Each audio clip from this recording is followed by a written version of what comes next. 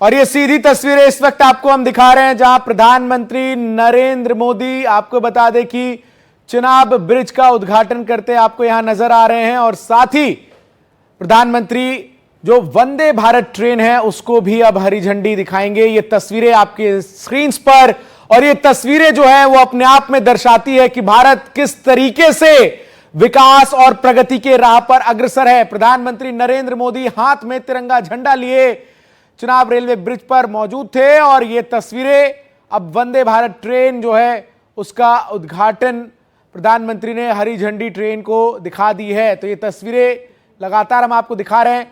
अब से कुछ देर में यहां प्रधानमंत्री नरेंद्र मोदी ने चिनाब ब्रिज का उद्घाटन किया, उसकी ये तस्वीरें एनडीटीवी पर आप देख रहे हैं। जम्मू कश्मीर के उपराज्यपाल मनोज सिन्हा के साथ ही जम्मू कश्मीर के मुख्यमंत्री उमर अब्दुल्ला भी इस दौरान मौजूद रहे और ये अद्भुत तस्वीरें जिसमें प्रधानमंत्री नरेंद्र मोदी इस चिनाब ब्रिज पर हाथ में तिरंगा झंडा लिए ब्रिज के एक हिस्से से दूसरे हिस्से तक हाथ में भारत का तिरंगा झंडा लिए चहलकदमी करते नजर आ रहे हैं। तो ये तस्वीर अपने आप में ऐतिहासिक है।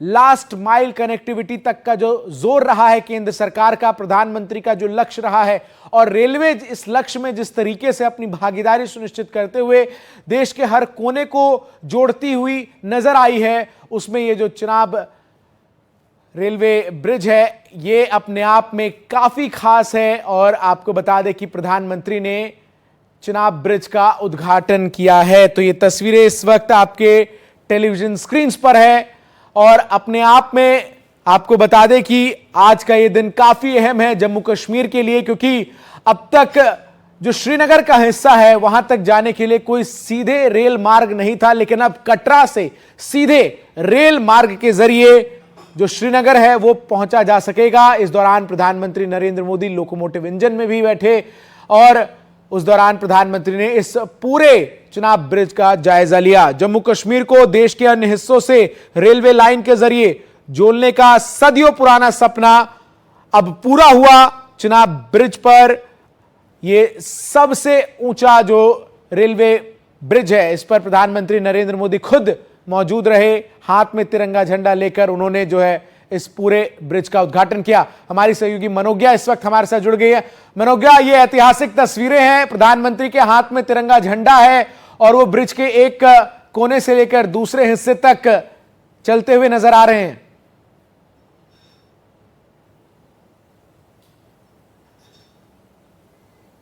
कितनी गर्व की अनुभूति होती होगी जब आप इस 1315 मीटर के ब्रिज पर चलेंगे। मैं इस ब्रिज पर चली थी पिछले वर्ष और आपको बता दूं अद्भुत अनुभूति है। जब वहां पर 250 किलोमीटर प्रति घंटे की रफ्तार से हवा चलती है ना, तो ये समझना मुश्किल हो जाता है कि आपने अपने हाथ में फोन पकड़ा है तो वो उड़ न जाए और अगर गिर गया तो सीधा चिनाब नदी में 359 मीटर।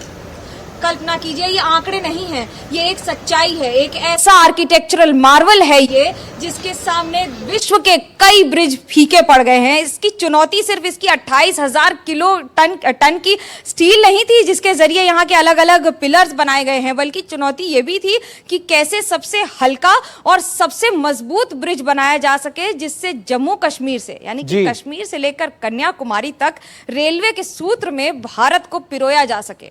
मैं मनोज्ञा आपके पास आऊंगा, लेकिन मेरे सहयोगी मुकेश सिंह सेंगर भी इस वक्त हमारे साथ जुड़ गए हैं जो उस वंदे भारत ट्रेन में मौजूद है जो कटरा से श्रीनगर का आज पहला सफर तय करेगी। मुकेश, अपने आप में ये जो क्षण है वो जम्मू कश्मीर से पूरे देश के लिए काफी अहम है, क्योंकि जो लास्ट माइल कनेक्टिविटी पर जोर है वो आज इस वंदे भारत ट्रेन से पूरा होगा।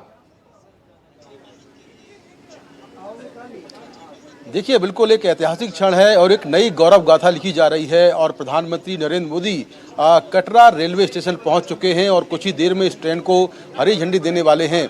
यहां पर कुछ बच्चे भी आए हैं अलग अलग स्कूलों से।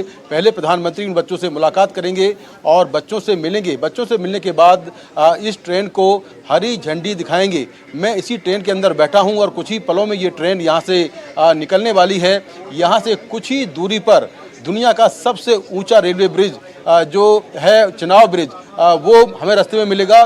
करीब 5 से 10 मिनट के अंदर हम उस ब्रिज के पास पहुंच जाएंगे। लेकिन उसके पहले जो भारत का सबसे दूसरे नंबर का ऊंचा रेलवे ब्रिज है अंजी खड्ड ब्रिज, वो हमें मिलेगा। तो ये एक ऐतिहासिक यात्रा होने वाली है, क्योंकि 272 किलोमीटर लंबा ये रेलवे ट्रैक है। और जो सपना था कश्मीर को पूरे देश से जोड़ने का, कश्मीर को कन्याकुमारी से जोड़ने का, वो सपना आज पूरा होने जा रहा है। यानी कश्मीर के लोग अब देश के किसी भी हिस्से में ट्रेन के रास्ते जा सकते हैं, ट्रेन से आ सकते हैं। 2 वंदे भारत ट्रेन हर रोज कटरा से रवाना होंगी और 2 वंदे भारत ट्रेन श्रीनगर से हर रोज रवाना होंगी। ये ट्रेनें केवल दिन के समय चलेंगी, रात में ट्रेन नहीं चलेगी और हफ्ते में 6 दिन ये ट्रेनें चलेंगी। किराया बहुत कम है। अगर हम बात करें चेयर कार का तो किराया 725 रुपये है और बात करें एग्जीक्यूटिव क्लास की तो किराया करीब 825 रुपये है। तो ये अभी कुछ देर में ही ये ट्रेन जो है वो चलने वाली है। और आप देख सकते हैं कि ट्रेन के अंदर तमाम जो हमारे पत्रकार साथी हैं बैठे हुए हैं। इस ऐतिहासिक पल के सभी लोग गवाह बनने जा रहे हैं। हालांकि जो आज ट्रेन है वो सांगलदान रेलवे स्टेशन तक जाएगी और उसके बाद ये ट्रेन वापस लौट आएगी। लेकिन कल जब कॉमर्शियल ट्रेन शुरू होगी जिसमें आम लोग सफ़र कर सकते हैं, तो वो ट्रेन सुबह कटरा से सीधा श्रीनगर तक पहुंचेगी और महज 3 घंटे के अंदर ही लोग श्रीनगर पहुंच जाएंगे। आमतौर पर जब हम सड़क से ट्रैवल करते हैं जम्मू से लेकर श्रीनगर तक का, तो 10 से 12 घंटे लगते हैं।